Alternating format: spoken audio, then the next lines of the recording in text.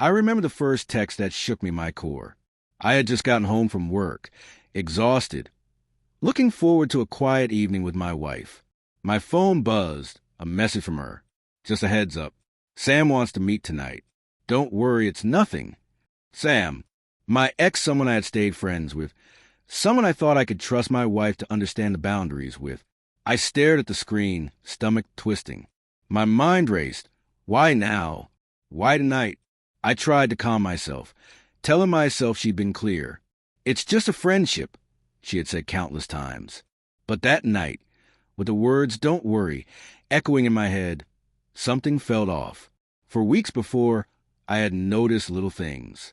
Missed calls that she claimed were unimportant. Phone notifications that disappeared too quickly to read.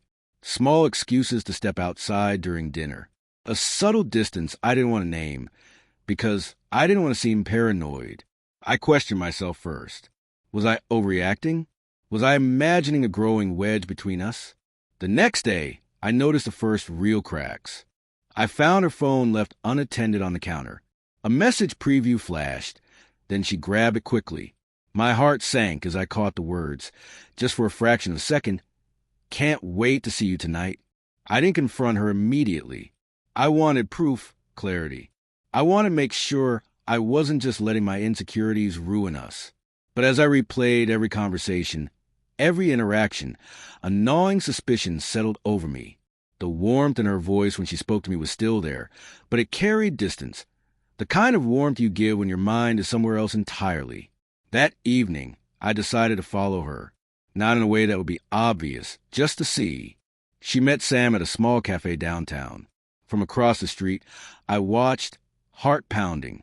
They laughed easily, leaned in close, hands brushing. And then it hit me. I had been blind. My wife's mind, her heart, part of it had been leaving long before any words, long before any action I could confront. I walked home slowly, not confronting her that night. I needed to process, to understand. I thought about our life together, the small rituals, the late-night talks, the promises we had whispered in the dark. All of it felt fragile, now tinged with betrayal. Over the next few weeks, the distance became undeniable.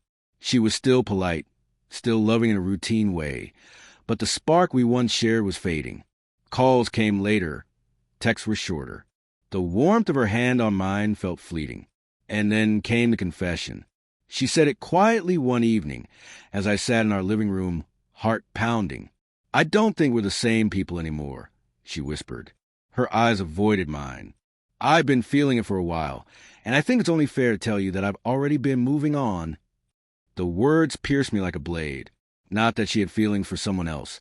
I could have faced that, but that she had been leaving me without even telling me. I realized all the subtle signs, the missed calls, the hidden messages, were pieces of a puzzle I had refused to see. I had been blind, convinced our love was safe. I wanted to scream, to beg, to demand answers. But the truth was clear.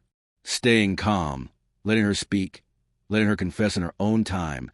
It was the only way I could maintain even a shred of dignity. The betrayal was raw, yes, but my reaction didn't have to mirror hers. In the days that followed, I replayed memories with new eyes. Moments that had once been comforting now stung.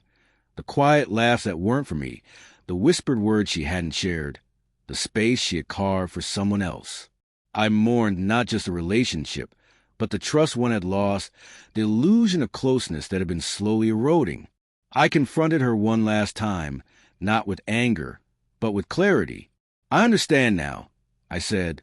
"You've been leaving, and I didn't even see it. I can't stop that. But I can stop hurting myself by pretending this is okay." She cried. "I didn't. Not out of cruelty, out of necessity. I needed to reclaim myself, to understand that my love for her didn't mean I had to stay in a life where I wasn't truly seen." The parting was quiet. There was no yelling, no dramatic accusations. Just a handshake, a nod, and the shared recognition that some things, no matter how much you love them, are beyond repair once trust has been broken. Weeks later, I sit alone in the apartment we once shared, the walls echoing memories that now feel distant. I still think of her sometimes, of what could have been, but I also feel a growing sense of peace. The betrayal was painful, yes, but it taught me a crucial lesson. That love, when mixed with honesty and trust, is unbreakable, but without them it is fragile, fleeting, and can slip through your fingers before you even realize it. I stayed calm through her confession. I stayed calm as I let her finish, as she walked out of my life. And in that calm, I found myself again. Piece by piece, I began to rebuild, not a life dependent on someone else's choices, but a life rooted in my own strength, my own self-respect. Some nights, I still think of Sam, of the life she wanted to build with someone else. And yet, I don't feel anger anymore. I feel clarity and a quiet pride that I could survive something so intimate and so shattering without losing myself. Because in the end, it wasn't just about losing her. It was about finding me, the part of me that can love without being blinded, that can trust without surrendering completely, and that can move forward with dignity even when heartbreak is all around. And slowly I am